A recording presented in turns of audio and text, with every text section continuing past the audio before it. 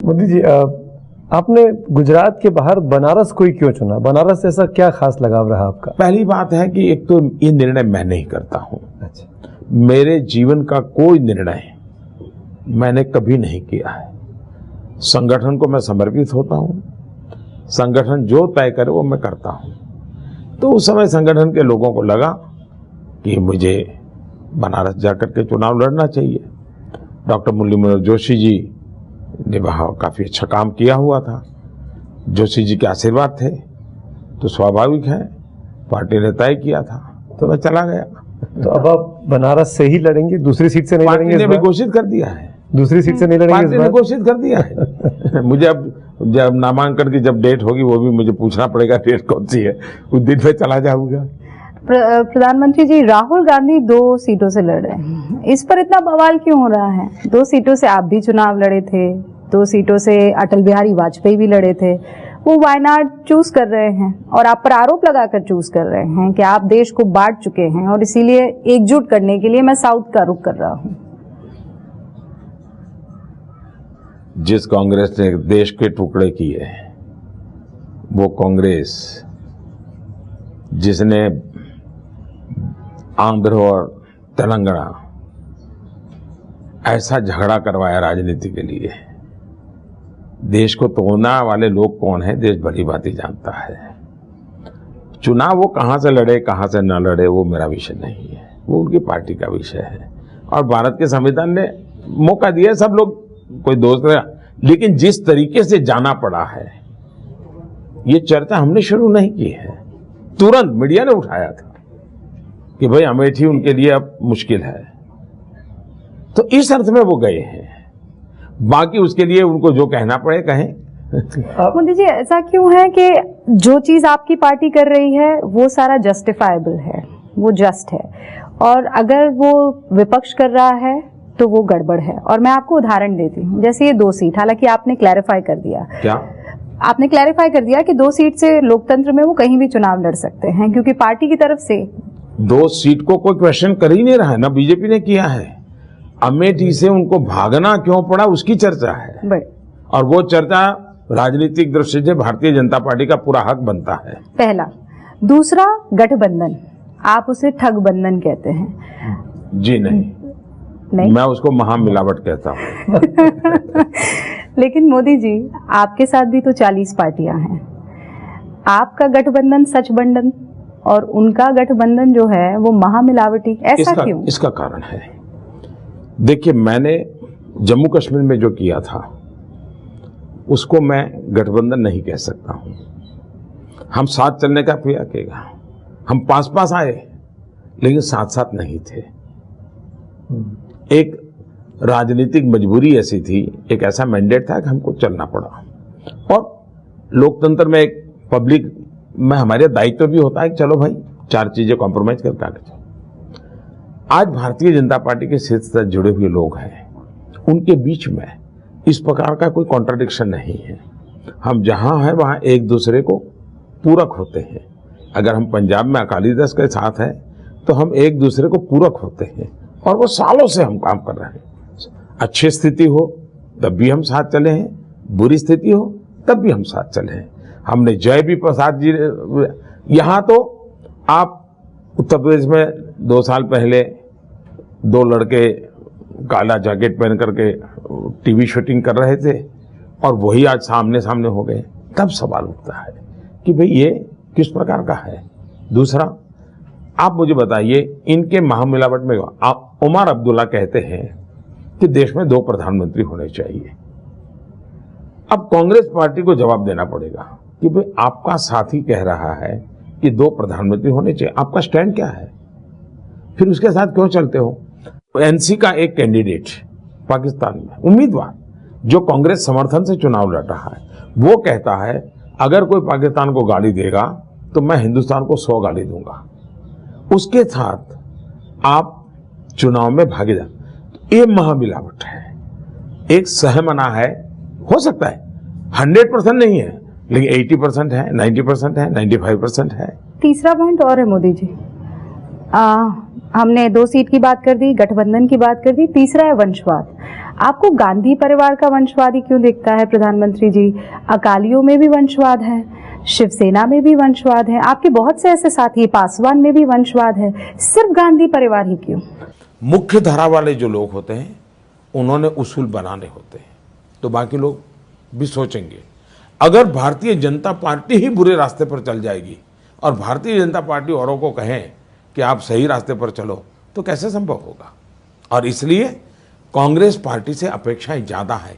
दूसरा, लोकतंत्र में आप बाबा साहब अम्बेडकर के भाषण सुन लीजिए। पंजाब के अंदर उनका भाषण है 1937 का, पुणे के अंदर एक यूनिवर्सिटी में उनका भाषण है। बाबा साहब अम्बेडकर ने उस समय लोकतंत्र के लिए वंशवाद खतरा है, ये उनका भाषण है। तब तो मोदी पैदा भी नहीं हुआ था। उस विचार के व्यक्ति ने देश को संविधान दिया है। उस अर्थ में मैं कहता हूं कि लोकतंत्र में वंशवाद ये उचित नहीं है। मैं किसी का नाम नहीं लेता हूं। और हम अच्छा, कभी कुछ लोग क्या कहते हैं, वे फलाना नेता का बेटा भी चुनाव लड़ रहा है। फलाने बेटे का बेटा चुनाव लड़े, वो वंशवाद नहीं है जी। उससे भी बच सकते हैं तो बचना चाहिए। लेकिन पार्टी का अध्यक्ष आज ये है तो कल उसका बेटा बनेगा, पार्टी का ट्रेजर वो बनेगा, पार्टी के निर्णय वो परिवार करेगा, बाकी लोग उनके साथ। ये जो वंशवाद का कल्चर है बिल्कुल अलग है। जिस वंशवाद की मैं आलोचना करता हूं बिल्कुल अलग है। आप इसको एक दो परिवार के दो सज्जन राजनीति में है इसलिए बुरा मान ले, उस अर्थ में मैं नहीं कह रहा हूं। हम इसको इतना छोटा न करें। और ये गंभीर चर्चा का विषय है, गंभीर चर्चा होनी चाहिए। इसको आरोप प्रत्यारोप तू मैं उसमें जाने की जरूरत नहीं है जी। आप बिल्कुल, इसीलिए मैं आपसे पूछ रहा हूँ कि क्या राष्ट्रीय पार्टियों को, खासकर भाजपा जैसी पार्टी को जिसमें वंशवाद बिल्कुल ना के बराबर है, जिसके अध्यक्ष को लेकर तय ही नहीं कि अगला अध्यक्ष कौन होगा, उस पार्टी को ये प्रेसिडेंट नहीं स्थापित करना चाहिए कि ऐसे लोग, ऐसी पार्टियां जो वंशवाद को बढ़ावा देती हैं, चाहे शिवसेना हो, चाहे अकाली हो, चाहे पासवान जी हो, उनसे हम गठबंधन नहीं करेंगे, उनसे हम दूरी बनाएंगे जब तक कि उनके अंदर इंटरनल डेमोक्रेसी नहीं आती है? मैं समझता हूं कि हमारे विचारों से वो परिचित है। हम इन विचारों को पब्लिकली कहते हैं, सभी दल को हम कहते हैं जी। एक चीज़ मैं तब से नोट कर रहा हूँ जब से आप कांग्रेस के जवाब दे रहे थे, मैं कई दिनों से ये बात सोचता भी था, आपसे पूछूंगा कभी मिलने पर, आप कभी अपने मुंह से राहुल गांधी का नाम क्यों नहीं लेते हैं? कभी शहजादा बोलते हैं, कभी राजा साहब बोलते हैं, महाराजा, नेवर एवर नामदार, क्या मतलब क्यों? मैं समझता नहीं हूं कि आपको पीड़ा क्यों हो रही है। मैं तो सवाल पूछ रहा हूँ। मैं किसी का नाम दूं या न दूं, इसमें आपको पीड़ा क्यों हो रही है? दूसरी बात है कि देखो जी, मैं एक बहुत सामान्य परिवार से आया हूं। चाय बेचने वाला परिवार, जिसका बैकग्राउंड एक कामदार व्यक्ति। साहब बड़े बड़े नामदार हैं, हम उनका नाम देने की हिम्मत ही नहीं कर सकते जी। हम तो छोटे लोग हैं जी। हम मन से, ये तो देश की जनता ने मुझे प्रधानमंत्री बना दिया, वरना हमारा तो लालन पालन साहब ऐसे सामान्य लोगों से हुआ है। हमने तो उनको बहुत बड़े बड़े देखा हुआ है जी। हम वो हिम्मत नहीं कर सकते जी। ये जो आप बात कहते हैं कि गाली को आप गहना बना देते हैं, ये आपकी स्ट्रेंथ है? आपने अपनी वीकनेस को स्ट्रेंथ बना दिया है? और इसी से जुड़ता हुआ मेरा दूसरा सवाल है प्रधानमंत्री जी, आप इसलिए मजबूत है प्रधानमंत्री नरेंद्र मोदी क्योंकि विपक्ष कमजोर है, या आपकी मजबूती की वजह से विपक्ष कमजोर है? एक तो पहले जो मुझ पर आपने आरोप लगाया, मैं उसका जवाब देता हूं कि मैं मेरी वीकनेस को मैं ताकत में कन्वर्ट करता हूं। जी नहीं, अगर मेरी कोई वीकनेस है और मेरे ध्यान में आती है तो मैं भाग्यवान हूं, क्योंकि आमतौर पर मनुष्य को अपनी वीकनेस ध्यान में आना बहुत मुश्किल होता है। लेकिन अगर मुझे ध्यान में आती तो मैं बहुत भाग्यवान मानूंगा अपने आप को। लेकिन आप जैसे मित्र और बाहर के किसी सर्कल से मुझे अपनी वीकनेस ध्यान में आती है तो मैं बहुत सजगता से उसमें से बाहर निकलने के प्रयास करता हूँ जी। अपने आप को वीकनेस का गुलाम नहीं बनने देता। तो वो मेरा पर्सनल विषय है। मैं कोशिश करता हूँ कि भाई दुनिया की नज़रों में ठीक नहीं है तो मुझे उससे दूर रहना चाहिए। अगर मुझसे कमी है तो मुझे बाहर आने के लिए आ पाऊँगा नहीं पाऊँगा अलग बात है। तो एक तो ये बात है। गाली को गहना बनाता हूं, वो तो मेरी ताकत है जी, वो मेरी वीकनेस नहीं है, क्योंकि मैं तलवार के नोक पर चलने वाला इंसान हूं। मैं तपस्या करके निकला हुआ इंसान हूं, तप करके निकला हुआ इंसान हूं और धरती से उठ करके आया हूं। और इसलिए मुझे मालूम है कि झूठ झूठ होता है, मैं उस झूठ का किस प्रकार से जवाब देना मैं पूरी तरह जानता हूं। और इसलिए मैं हर गाली का गहना बना सकता हूं, क्योंकि मुझे मालूम है गाली अपने आप में गलत है, गाली देने वाला गलत है, गाली देने वालों का इरादा गलत है। और मेरे अपने भीतर की अच्छाई के प्रति पूरा भरोसा है, इसलिए मैं बना पाता हूँ। गाली को गहना बनाने के लिए खुद के अंदर मेटल होता है, ये कोई चालाकी से गहने नहीं बनते हैं जी। आपको डर लगता है? ईश्वर से डरता हूँ, हर पल डरता हूँ। मैं 125 करोड़ देशवासी अगर उनको थोड़ी सी भी चोट पहुंचा जाए, मैं डरता हूँ।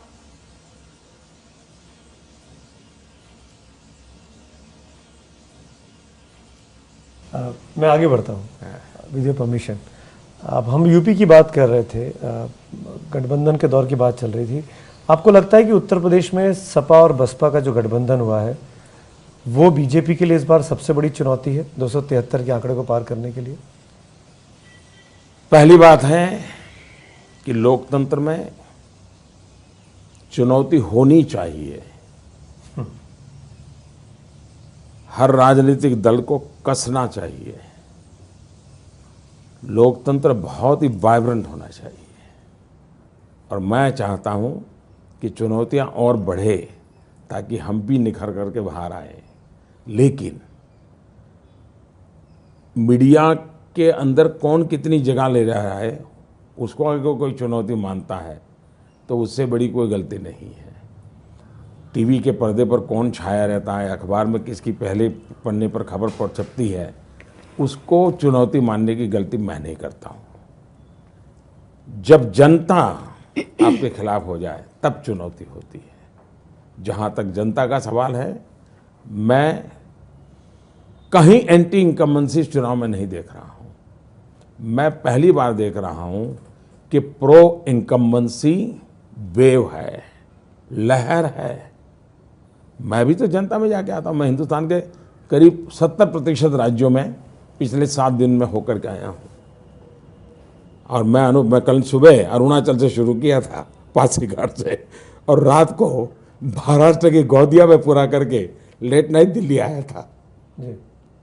तो मैं जनता के बीच में रहने वाला इंसान हूं। मैं देख रहा हूं प्रो गवर्नमेंट लहर, ये अपने आप में हिंदुस्तान के लोकतंत्र के एक बहुत बड़ा खुशनुमा पल है। ये आप तो सुरक्षा दायरे में रहते हैं, स्टेज के ऊपर रहते हैं, वहां से मूड भांप लेते हैं आप? जी नहीं, मैं लोगों से मिलता हूं जी। मैं लोगों से मिलता हूं, लोगों से बात करता हूं। मैं चौखट में और दायरे में जिंदगी जीने वाला इंसान हूं। आपने सब अब तक प्रधानमंत्री देखे हैं और मेरे जीवन को देखोगे तो आपको पता चलेगा मेरी जिंदगी कुछ और है। मोदी जी, ये इस सवाल को पूछने पर हो सकता है बड़ी आलोचना हो, लेकिन मैं पूछना चाहती हूँ। मैं भी एक इंसान हूँ, सुमित भी इंसान है, आप भी इंसान है, मेरी भी 2 आंखें हैं, आपकी भी 2 आंखें हैं। मैं भी कई बार ऐसा होता है थक जाती हूँ और मैं ये कहती हूँ कि बहुत थकान होगी, अभी नहीं होगा। सच बताइए, why don't you get tired? आप थकते क्यों नहीं हैं? आप बहुत ज़्यादा पजेसिव हैं अपनी कुर्सी को लेकर? आपको मज़ा आता है काम करने में या कोई टॉनिक वगैरह आप ले रहे हैं? क्या राज क्या है? पहली बात है, मेरी जिंदगी में कुर्सी नाम की चीज़ तो 2001 में आई। 2001 के पहले तो मेरा कोई लेना देना नहीं था राजनीति से, न मैं चुनाव से लड़ने से मेरा कोई लेना देना नहीं था। तो मैं, लेकिन तब भी जो मेरे जीवन को जानते हैं, आप शायद, यानी मुझे मेरी अपनी बात में बताना पड़ रहा है, वो मुझे शोभा नहीं देता, लेकिन मैं बता देता हूँ। इस देश में 450 से ज़्यादा डिस्ट्रिक्ट ऐसे होंगे जहाँ मैंने रात्रि मुकाम किया होगा। 450 से ज़्यादा डिस्ट्रिक्ट जहाँ मैंने रात्रि मुकाम किया होगा। और मेरा करीब 45 साल का जीवन परिव्राजक का जीवन रहा है। मेरे जीवन का बहुत बड़ा कालखंड मैंने रेल की पटरी पर ट्रेन के डिब्बे में गुजारा है, ट्रैवलिंग में। मैं चाय बेचता था, वो दिनों की बात नहीं कर रहा, वो एक अलग। मैं बात की जिनकी कहता हूँ। तो मैं एक प्रकार से बहुत ही परिव्राजक रहा हूँ। 450 डिस्ट्रिक्ट में नाइट होल्ड तो मैं बड़ा कंजर्वेटिव और साहब उससे भी ज़्यादा होगा। इसका मतलब मुझे हिंदुस्तान के हर कोने का मेरा कैसा तवज्जो, तब भी मैं ऐसा ही कठोर परिश्रम करता था जी, तब भी ऐसा ही कठोर परिश्रम। तो परिश्रम ये मेरा जिम्मेवारियों के प्रति मेरा कमिटमेंट है। मेरी कोई किसी चिंता में मैं नहीं करता हूँ। आप हैरान होंगे, मैं हिमाचल प्रदेश में काम करता था और हमारे यहाँ भारतीय ऑर्गेनाइजेशन में शक्ति केंद्र की रचना होती है, यानी एक ब्लॉक को भी 6 हिस्सों में बांटते हैं। एक शक्ति केंद्र में जाना है तो हिमाचल में मुझे एक दिन जाता था, पहाड़ चढ़ना, उस जगह पे जाना, फिर उतरना, एक दिन जाता था। मैं एक ऐसा इंसान था, जब मैंने हिमाचल के सभी शक्ति केंद्रों का ट्रैवलिंग किया था, जाकर के मीटिंग करता था। तो ये जो भी दायित्व मुझे मिले उसको जी जान से, उत्साह से साथ उसको करना, ये मेरे शायद बचपन के मेरे संस्कारों का परिणाम हो, मेरी पारिवारिक स्थिति में से निकली हुई चीज़ हो, उससे है। जहाँ तक थकने का सवाल, देखिए शरीर है, शरीर मेरा भी थकता है, ऐसा तो मैं कभी दावा नहीं कर सकता, मुझे भी थकान नहीं लगती है, लेकिन मेरा कमिटमेंट ऐसा है। तो मैं हमेशा सोचता हूँ कि देखिए यार, राखी का त्यौहार है, ये पुलिस वाला खड़ा है, ये बारिश हो रही है, ये काम कर रहा है, ये सेना का जवान 6 महीने पहले उसकी ड्यूटी हिमालय में थी, -डिग्री में ज़िंदगी गुजारता था, अब रेगिस्तान में है, 44+ में काम कर रहा है। कोई मजदूर मैं देखता हूँ यार, पहनने को कपड़े नहीं हो, इतने गर्मी में भी खुले पैर चल रहा है। जब ऐसे लोगों का स्मरण करता हूँ तो मुझे लगता है कि मुझे रुकने का हक नहीं है, मुझे थकान मंजूर नहीं है। आप कमिटमेंट की बात कर रहे हैं प्रधानमंत्री जी। अब मुझे अच्छे से याद है कि भारतीय जनता पार्टी ने, क्योंकि बहुत नज़दीक से राजनीति का छात्र हूँ, कई दिनों से कवर कर रहा हूँ चीज़ों को, राम मंदिर आंदोलन को बहुत बड़ा मुद्दा बनाया और आप लोगों ने पूरी पार्टी 2 से लेकर आज 280+ हो गई जो खड़ी हुई, उसमें राम मंदिर आंदोलन की बहुत बड़ी भूमिका है। बड़े बड़े नेताओं ने त्याग किया, बलिदान किया उस चीज़ को लेकर। क्या आपको लगता है कि इन 5 सालों में ये कमिटमेंट दिल्ली में आपकी सरकार, यूपी में आपकी सरकार, आप पूरा नहीं कर पाए, ये कमी रह गई? हम संविधान को सुप्रीम मानते हैं और जब मामला न्यायिक व्यवस्था में हो तब सरकार के नाते न्याय प्रक्रिया के अंदर हमने हमारा वो पक्ष रखा है जो हम जनता के सामने रखते हैं। हम इंतजार कर रहे हैं कि जितना जल्द हो सके न्यायिक प्रक्रिया पूरी हो। आप चाहेंगे मंदिर बने? कौन नहीं चाहेगा, मैं नहीं, कौन नहीं चाहेगा, कौन नहीं चाहेगा। अभी गांधी परिवार के सदस्य प्रियंका वहाँ थी और उन्होंने दर्शन नहीं किया रामलला के, हनुमानगढ़ी से लौट गई, इसको कैसे देखते हैं? मैं इन चीज़ों में उलझना नहीं, विवादित स्थल कहा उसको, मैं इन चीज़ों में उलझना नहीं चाहता हूँ। प्रधानमंत्री नरेंद्र मोदी जी, प्रभु राम का जिक्र हुआ है, मंदिर का जिक्र हुआ है, तो उस पक्ष का भी जिक्र होना चाहिए। और ये सवाल मेरे दिल के बहुत करीब है, मैं आपको बहुत दिनों से ये सवाल पूछना चाह रही थी और एक मुसलमान होने के नाते मैं ये सवाल पूछूंगी। नरेंद्र मोदी का हिंदुस्तान के मुसलमानों से रिश्ता क्या है? मुसलमान बीजेपी पर भरोसा क्यों नहीं कर पाता है, क्या वजह है? मैं एक अनुभव बताता हूँ। मनमोहन सिंह जी की सरकार ने एक सच्चर कमेटी बनाई थी और वो सच्चर कमेटी गुजरात आई थी, मैं मुख्यमंत्री था। तो सच्चर कमेटी के सारे मेंबर्स बैठे थे, मेरी सरकार के सारे अफसर बैठे थे और वो अपना रिपोर्ट तैयार कर, तो उन्होंने मुझे प्रश्न पूछा कि मोदी जी आपकी सरकार ने मुसलमानों के लिए क्या किया? तो मैंने उनको जवाब दिया था, मेरी सरकार ने मुसलमानों के लिए कुछ नहीं किया है और कुछ भी नहीं करेगा। और फिर मैंने कहा लेकिन आगे सुन लीजिए, मेरी सरकार ने हिंदुओं के लिए भी कुछ नहीं किया है और हिंदुओं के लिए भी कुछ नहीं करेगी। मेरी सरकार गुजरात के सभी नागरिकों के लिए काम करती है और मेरी सरकार सब नागरिकों के लिए काम करेगी। मेरा मंत्र है सबका साथ सबका विकास। जब मैं कहता हूँ कि मैं 2022 तक हिंदुस्तान के एक भी परिवार ऐसा नहीं होगा जिसके पास अपना पक्का घर नहीं होगा। अब मुझे बताइए, क्या मुझे ये कहना चाहिए कि मैं मुसलमानों का पक्का घर बनाऊंगा, फिर यादव मिले तो कहूँगा तुम्हारा पक्का घर बनाऊंगा, दलित मिले तो कहूँगा? जी नहीं, मैं कहता हूँ मैं हिंदुस्तान के सभी लोगों के, जब मैं कहता हूँ मैं बिजली दूंगा हर परिवार को, हर परिवार मतलब 100%। मैं कहता हूँ 18,000 गांव जहाँ बिजली नहीं पहुँची है मैं पहुँचाऊँगा, मैंने पहुँचा दिया। फिर मैं नहीं पूछता वहाँ कौन जनसंख्या है। देश के शासकों ने ये अलगाववादी विचारों से मुक्त होना चाहिए, देश को एक इकाई के रूप में, यूनिटी के रूप में देखना चाहिए और आगे बढ़ना चाहिए। और इसलिए मेरी सारी योजनाएं सबका साथ सबका विकास इस मंत्र को लेकर के चल रही है और उसको मैं रिलीजियसली फॉलो कर रहा हूँ। मोदी जी, ऐसा क्यों है कि दुनिया भर के मुसलमान में मरकज़ जो सेंटर है इस्लाम का, वहाँ का जो सुप्रीम है वो आपको बाहों में लेता है, वो इतनी मोहब्बत आपसे करता है, ये परसेप्शन हिंदुस्तान में क्यों नहीं है? मैं इस चीज़ को सच में समझना चाहती हूँ और दिल से समझना चाहती हूँ। देश में राजनीति को इस दायरे में बांध करके देश के मुसलमानों को गुमराह करके, डर दिखा करके वोट पाने का एक तरीका सूट कर गया है कुछ लोगों को, इसलिए वो इसको चला रहे हैं। और हमारा दोष कहो या हमारी ताकत कहो, हम इस भागलावादी विचारों को बल देना नहीं चाहते, तो गालियां खाते भी रहते हैं और सबका साथ सबका विकास का मंत्र लेकर के चलते रहते हैं। जहां तक दुनिया का सवाल है, अब बहुत बड़ी घटना है कि इस्लामिक ऑर्गेनाइजेशंस के अंदर पहले यहाँ जो अपने आप को बड़ा सेक्युलर के ठेकेदार मानते थे, उनके यहाँ गए हुए दरवाजे से बाहर निकाला था हमारे देश के नेताओं को। पहली बार उन्होंने गेस्ट स्पीकर के रूप में भारत के विदेश मंत्री को, सुषमा स्वराज जी को बुलाया और वहाँ पर उनका भाषण हुआ। सारी दुनिया को समझ आया है।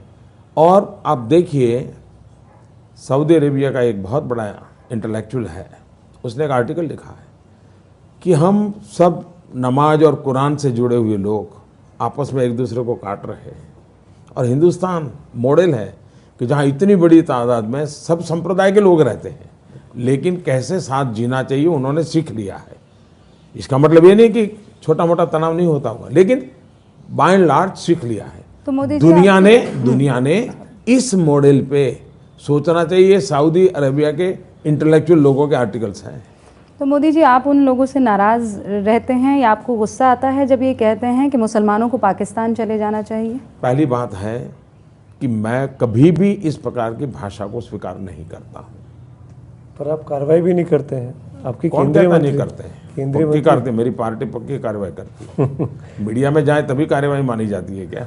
आप डांट लगाते हैं? मैं इस भाषा का प्रयोग नहीं करता हूँ। ये काम पार्टी का है और पार्टी करती है, उचित रूप में करती है। मुझे एक चीज़ और आपसे जाननी थी, अगर ये बेहतर नहीं होता कि बीजेपी इस विश्वास को बढ़ाने के लिए अल्पसंख्यकों में, मुसलमानों में कुछ लोगों को उम्मीदवार बनाती, टिकट देती, बड़े हुए चेहरों को बनाते हैं, उम्मीदवार बनाते हैं।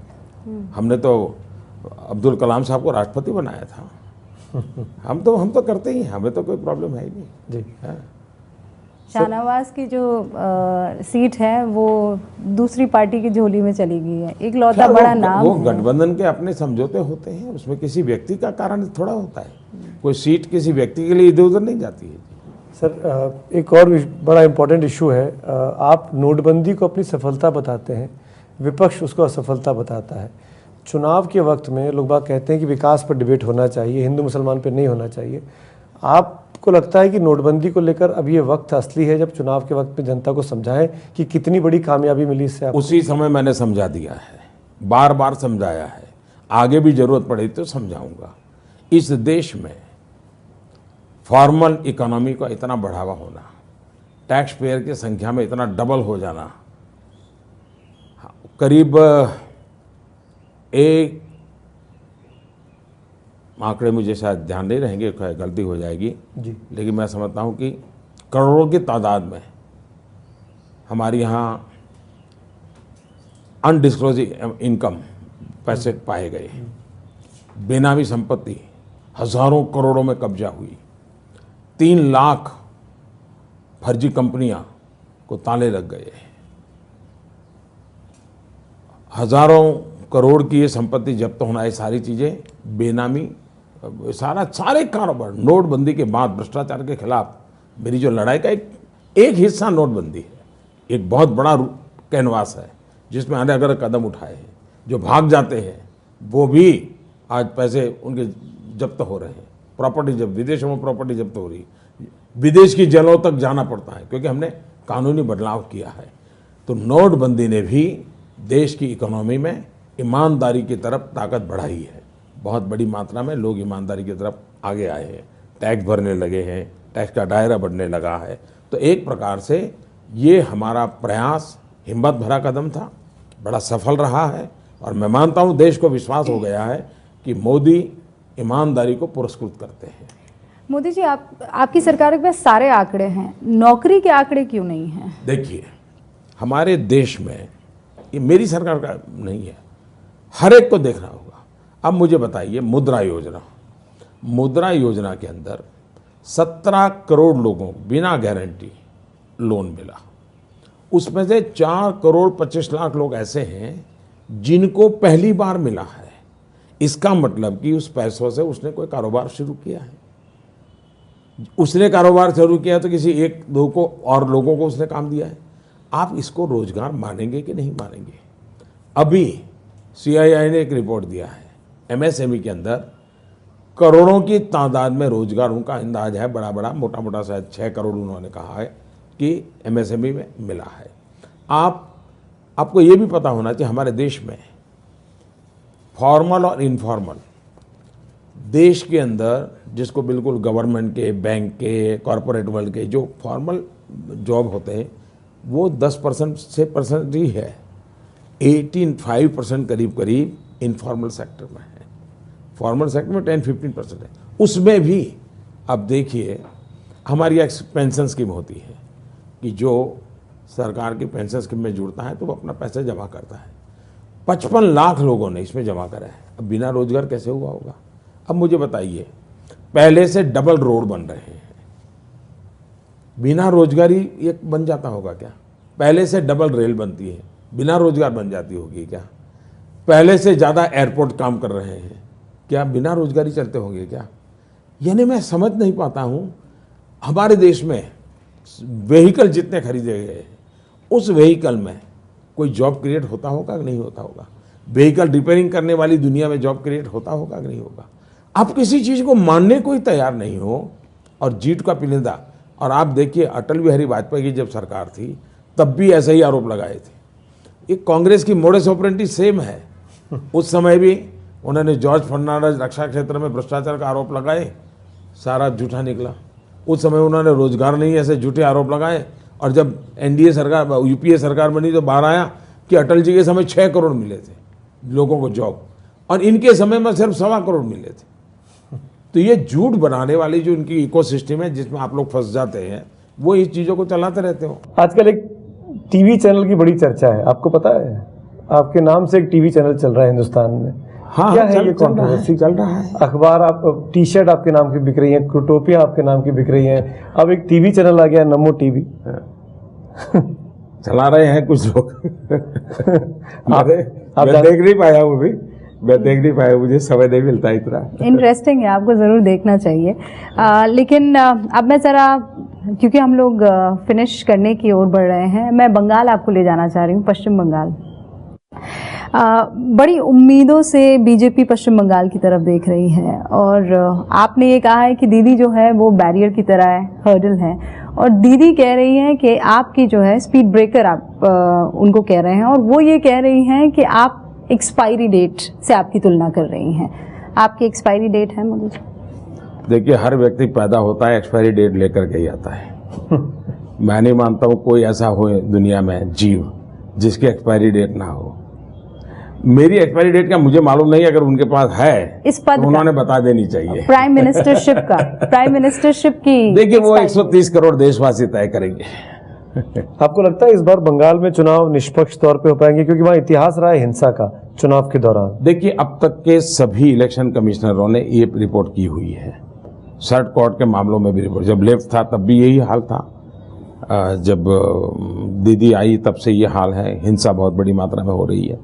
तो ये लोकतंत्र के लिए चिंता का विषय है। मैं चाहूँगा कि लोकतंत्र में विश्वास के लोग नज़र रखें, ये इस प्रकार की हिंसा ना हो। प्राइम मिनिस्टर साहब, इस बार चुनावों में पहली बार अमित भाई भी लोकसभा चुनाव लड़ रहे हैं। अमित भाई की भूमिका आपके सहायक के तौर पर रही है। अमित भाई सालों तक विधानसभा में जीत करके आए और गुजरात में कभी तो शायद सबसे ज्यादा वोटों से जीत करके आए, तो वो उनका ट्रैक रिकॉर्ड है। वे सचमुच में जनप्रतिनिधि हैं और इसलिए उनका लोकसभा लड़ना कोई बहुत बड़ी चीज नहीं है। वो स्वाभाविक असेंबली तो लड़ते ही थे जी। सवाल तो मैं पूछने वाला हूँ क्या वो आपकी आने वाली सरकार में नंबर 2 की पोजीशन पे होंगे? मैं समझता हूं कि ये आप इस प्रकार की खेल खेल रहे हैं ताकि मेरी पार्टी में आप आग लगाना चाहते हैं। अमित भाई अगर सरकार में आना चाहते तो राज्यसभा के मेंबर थे ही थे भाई, 2 साल से, 1 साल से, 1.5 साल से, वो तब भी मिनिस्टर बन सकते थे। तो ये बेकार की बातें हैं और मैं समझता हूँ इस प्रकार के विवाद पैदा करके आपका टीआरपी मिलेगा कि नहीं मिलेगा मैं नहीं जानता हूँ। एक चीज यूपी को लेकर अमित भाई लगातार कहते रहे कि हमको 73 की ज्यादा सीटें आएंगी, पर अभी एक कार्यक्रम में माननीय राजनाथ सिंह जी ने कहा कि हमारी 15 से 20 सीटें कम हो जाएंगी। आपका क्या आकलन है यूपी को लेकर स्पेसिफिकली? मैं पूरे देश का आकलन बता देता हूँ जी। मैंने प्रारंभ में कहा, मैंने ऐसी लहर 2013-14 में जब मैं देश भर में भ्रमण करता था मैंने नहीं देखी थी। इससे कई गुना प्रो लहर है। और जैसा आपने ही कहा कि जो फर्स्ट टाइम वोटर है वो एक मजबूत सरकार की ओर जा रहे हैं और मैं मानता हूं कि देश को पूर्ण बहुमत वाली सरकार होनी चाहिए। ये मेरा स्पष्ट मत है, क्योंकि इतना बड़ा देश चलाने के लिए बहुत जरूरी होती है।